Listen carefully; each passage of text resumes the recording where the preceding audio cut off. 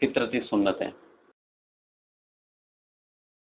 اللہ تعالیٰ نے انسان کو کچھ فطرتی عادتوں پر پیدا فرمایا ہے جو انسان کے حسن کی مظہر ہے۔ حضرت عائشہ رضی اللہ عنہا سے مروی ہے کہ رسول اللہ صلی اللہ علیہ وسلم کا فرمان ہے کہ 10 سنتیں فطرتی سنتیں ہیں: مونچھ کا کاٹنا، داڑھی کا بڑھانا، مسواک کرنا، ناک میں پانی ڈالنا، ناخن کاٹنا، انگلیوں کے جوڑوں کو دھونا، بغل صاف کرنا، زیر ناف بالوں کو موڑنا، استنجا کرنا اور کلی کرنا۔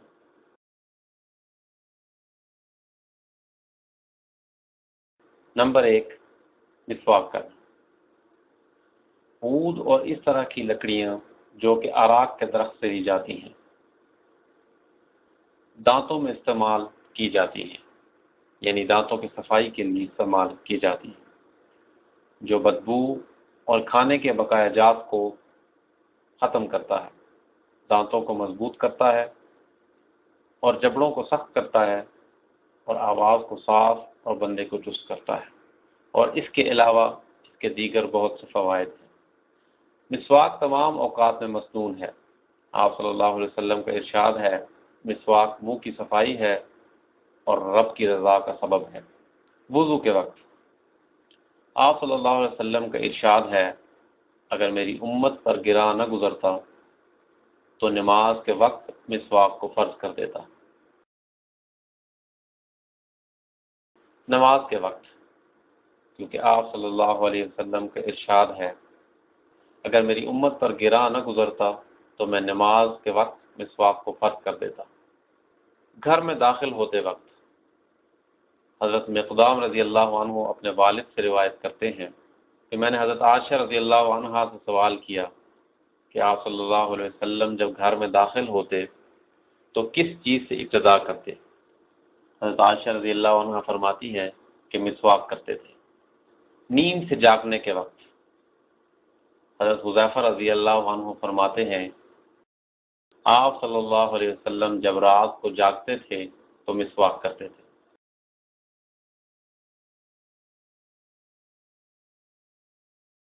تلاوت قرآن مجید کے وقت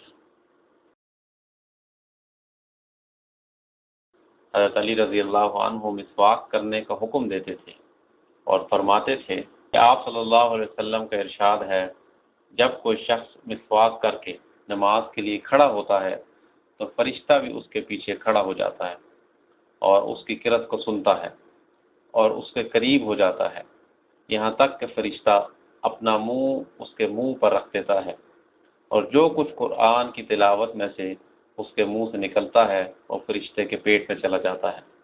بس تم اپنے منہ کو صاف رکھو قرآن کے لیے۔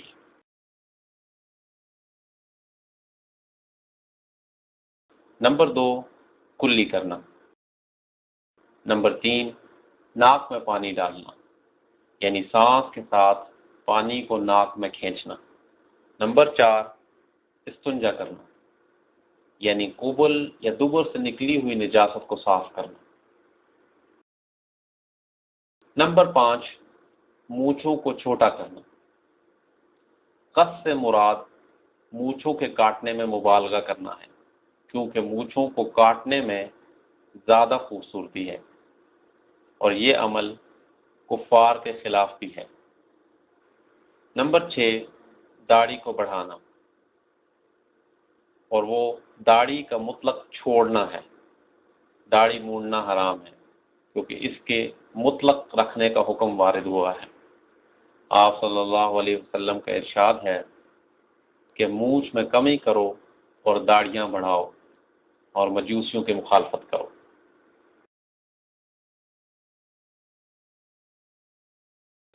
نمبر 7، شرمگاہ کے ارد گرد بالوں کو مونڈنا۔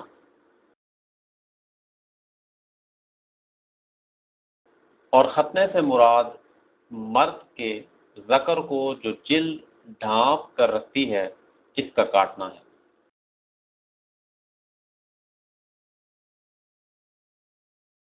اور عورت کے ختنے سے مراد یہ ہے کہ مرد کے عضو تناسل کے داخل ہونے کی جگہ کے اوپر زائد گوشت کو کاٹ دینا۔ ختان مرد کے لیے اور خفاز عورت کے لیے ہوتا ہے، کیونکہ رسول اللہ صلی اللہ علیہ وسلم نے ام عطیہ رضی اللہ عنہا سے فرمایا ختنہ کراؤ، کیونکہ یہ آپ کے چہرے کی خوبصورتی اور خاوند کی لذت کا سبب ہے۔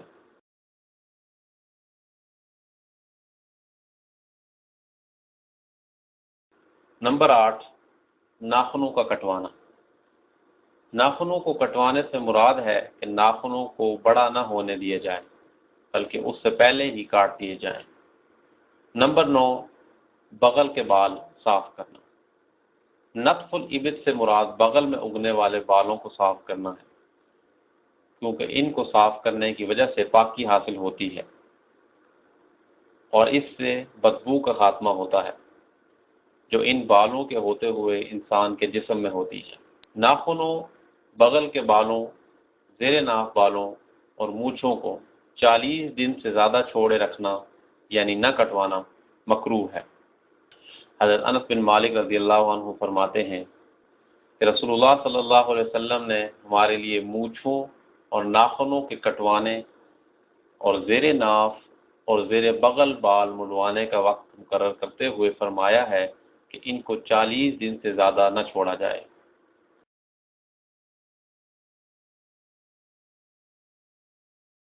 نمبر 10، انگلیوں کے جوڑوں کا دھونا۔ براجم انگلیوں کے ان جوڑوں کو کہتے ہیں جو ہتھیلی کی پشت پر ہوتے ہیں۔